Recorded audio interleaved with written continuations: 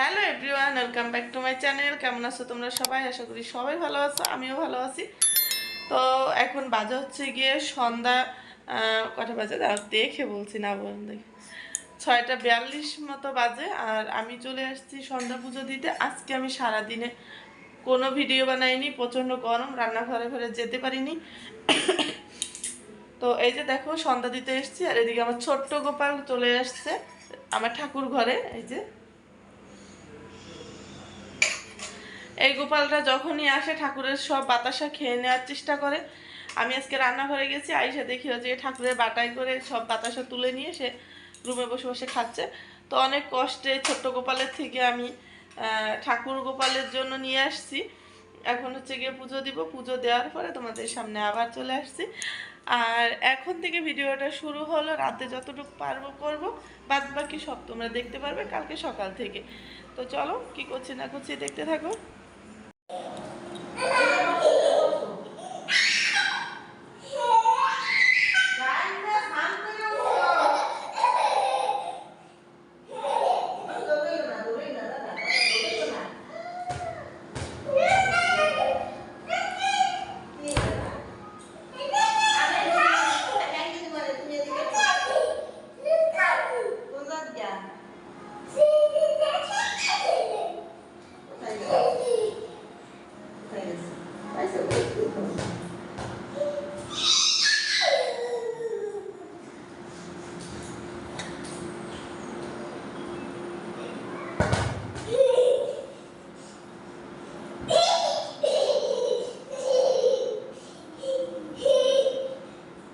বললেও পড়ে না শোনা।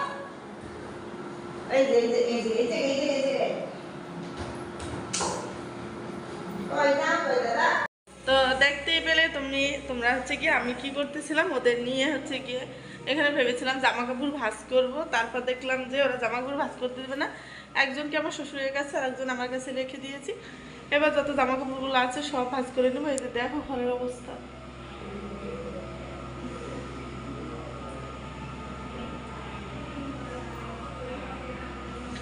মানে সব কিছু একদম অবস্থানো, টেবিলে নিচে সব কিছু গুছিয়ে নিচ্ছি। হ্যাঁ, আর একে চেনো?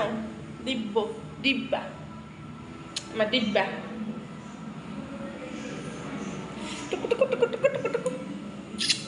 এটা আমার ডিব্বা, আর নাম হচ্ছে দিব্য। আমি বলি ডিব্বা। চলো সে পর্যন্ত থাকো, হ্যাঁ সব কিছু গুছগাছ করে আবার আসছি। দেখো একটা বিস্কিটও ছিল না ঘরে ছেলেদের জন্য, অনেকগুলো বিস্কিট নিয়ে চলে আসছে, একদম অনেকগুলো। এগুলোও গুছগাছ করতে হবে। আগে হচ্ছে গিয়ে জামা কাপড়গুলো গুছগাছ করি, তারপর এগুলো করব।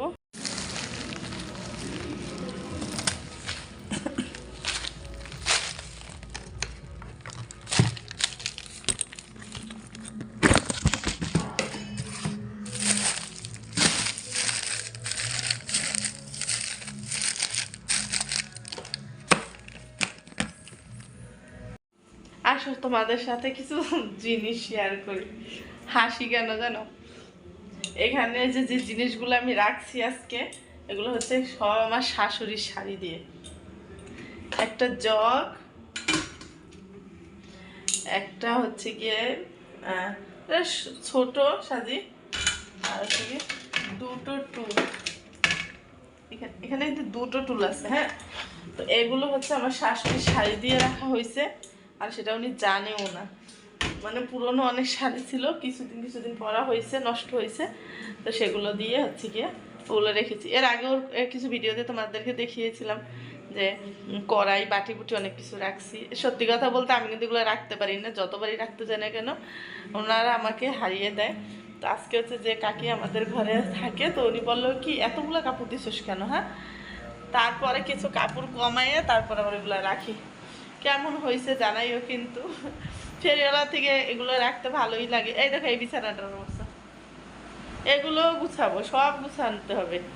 ছোট ছোট বাচ্চা থাকলে যা হয় আর কি।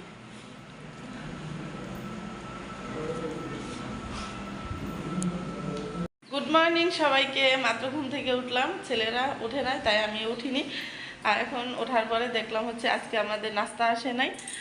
আমার শ্বশুরকে কালকে বলছিলাম যে বাবা রুটি খেতে ভালো লাগে না, তো উনি একটা খাবার পাঠিয়েছে, সেটা হচ্ছে কি আমি শেয়ার করি।